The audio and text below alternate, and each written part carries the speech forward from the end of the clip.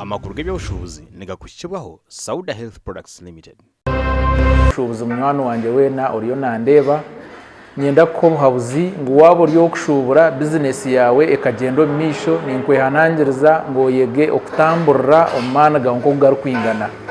sente ezora boyine obenkwe mbye binte byo rakore okora beno otasya obenkwe washohoza abwo kuba aho rukoma kushohoza munonga kucira entasiyo yo kutasya nkija ku affectinga business yawe kandi ushange cyagiretera okucumbagira bweni nkwabura ngo okwo rukutasya obenkwe washohoza kora beno otasya sente nke making sure ngo abana bashomero mu mashomero kurigirira sente zo rukutasya nebyo ruguru mu makagawe urebuke ngo noshohoza nko kwentasya zawe ziri kitarye ico no kushanga ngo riyo nonyigisiriza business zawe